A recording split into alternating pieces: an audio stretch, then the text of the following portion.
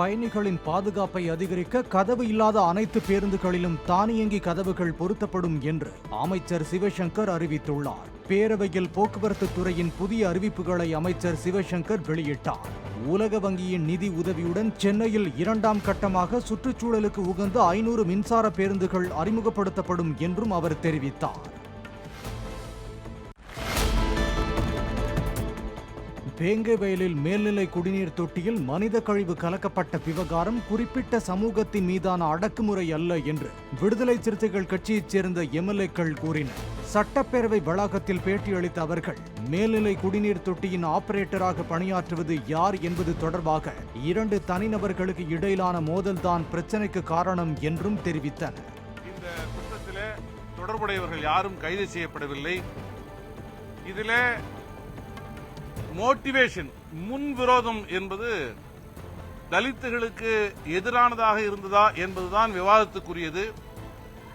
ஊராட்சி மன்ற தலைவருக்கும் வாட்டர் டேங்க் ஆபரேட்டராக இருக்கிற ஒரே சமூகத்தை சார்ந்த 2 பேருக்கு இடையிலே நடந்த தொடர்ச்சியான மோதல்களில் இந்த சம்பவத்திலே அவர்கள் ஈடுபட்டிருக்கிறார்கள். ஆகவே இதிலே யார் ஈடுபட்டிருக்கிறார்கள் என்பதை காவல்துறை கண்டறிய முடியும்.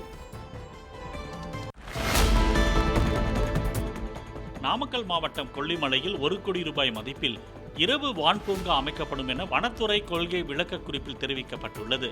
மகாராஷ்டிரா மாநிலத்திற்கு அடுத்தபடியாக தமிழ்நாட்டில் 2ஆவதாக அமைய உள்ள வான் பூங்கா இரவு நேர விலங்குகளுக்கு இணக்கமான பூங்காவாக இருக்கும் என்றும் ஒளி மாசுபாட்டை குறைத்து இரவு வானத்தில் நட்சத்திரங்களை பார்ப்பதை அதிகரிக்கிறது என்றும் வனத்துறை தெரிவித்துள்ளது.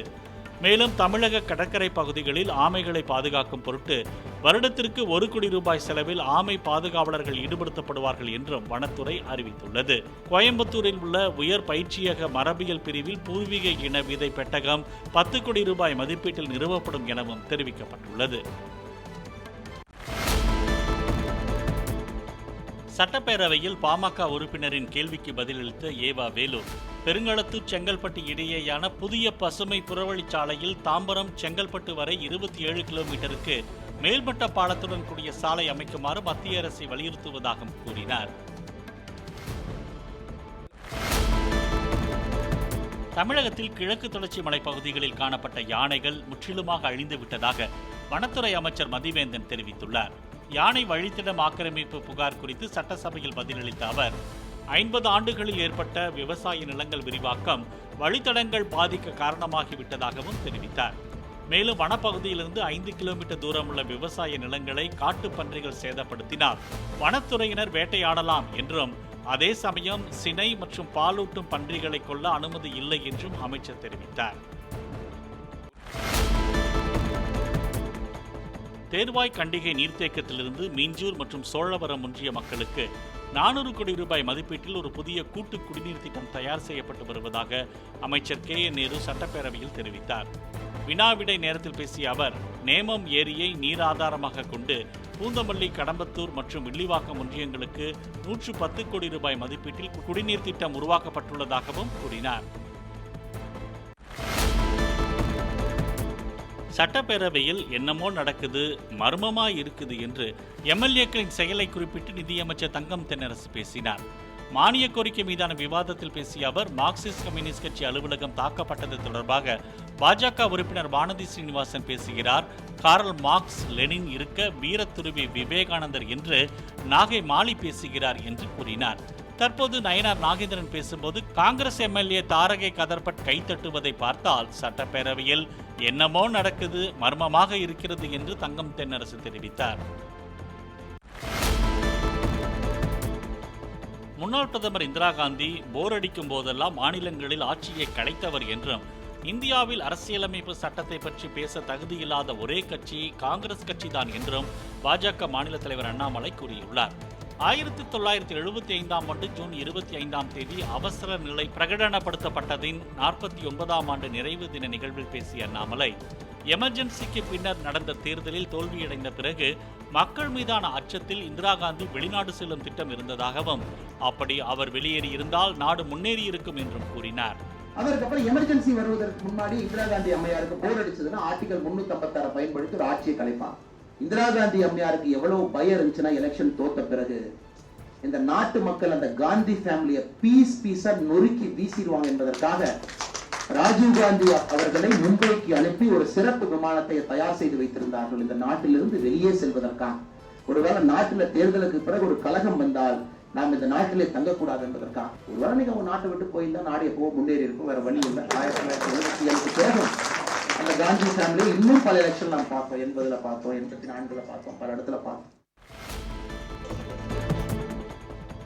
மது அருந்துவதே தவறான விஷயம், அதில் அளவாக குடியுங்கள், கொஞ்சமாக குடியுங்கள் என்று ஒரு கட்சி தலைவரே சொல்வது இளைஞர்களை தவறான பாதைக்கு செல்ல ஊக்குவிக்கும் என விஜயபிரபாகரன் கூறினார்.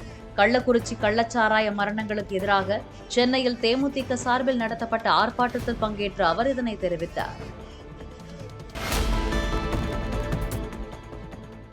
நாமக்கல் மாவட்டம் வேலகவுண்டம்பட்டியில் வாகன தணிக்கை நடத்திய திருச்செங்கோடு வட்டார போக்குவரத்து அலுவலர்கள் சிறார்கள் ஓட்டிச் சென்ற 5 மோட்டார் சைக்கிள்களை பறிமுதல் செய்தனர். அந்த சிறார்களின் பெற்றோருக்கு 25,000 ரூபாய் அபராதம் அல்லது 3 வருட சிறை தண்டனை. அந்த சிறார் 25 வயது வரை ஓட்டுநர் உரிமம் பெறுவதற்கு தகுதி நீக்கம், வாகனத்தின் பதிவுச் சான்று ஓராண்டுக்கு ரத்து ஆகிய நடவடிக்கைகள் மேற்கொள்ளப்படும் என்பதால் பெற்றோர் எச்சரிக்கையுடன் இருக்க வேண்டும் என அதிகாரிகள் தெரிவித்தனர்.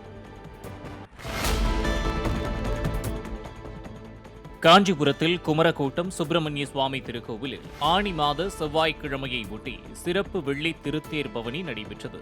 மூலவர் சுப்பிரமணிய சுவாமிக்கு சிறப்பு அபிஷேகம், ஆராதனைகள் செய்யப்பட்டு பல வண்ண மலர்களால் அலங்கரிக்கப்பட்டு பக்தர்களுக்கு காட்சியளித்தார்.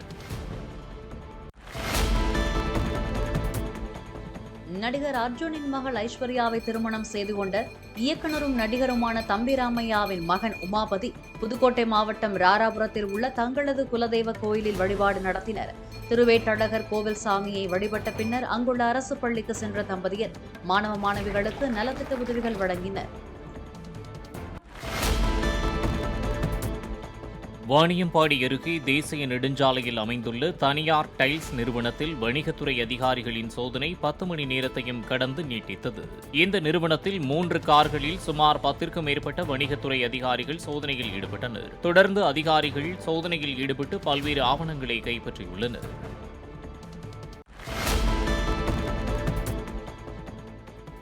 நீலகிரி மாவட்டம் கூடலூர் அதன் சுற்றுவட்டார பகுதிகளில் பெய்த கனமழை காரணமாக தேவர் சோலை பகுதியில் மூங்கில் புதர் சாலையில் சரிந்து விழுந்து 3 மணி நேரம் போக்குவரத்து பாதிப்பு ஏற்பட்டது. நெடுஞ்சாலை துறையினர் மற்றும் தீயணைப்பு துறையினர் சாலையில் விழுந்த மூங்கில் புதர் மற்றும் மண் கற்களை அகற்றி போக்குவரத்தை சீர் செய்தனர்.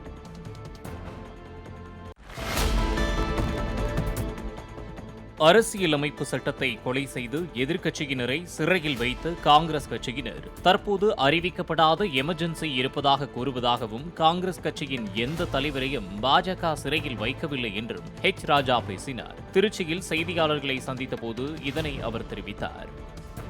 பாரதிய ஜனதா கட்சி கூட சிபிஐ என்கொயரி வேணும்னு கேட்குறோம். நாம காரணம் என்ன? உங்க சிபிசிஐடி உங்க கைக்கூலி தான், கலெக்டர் மாதிரி.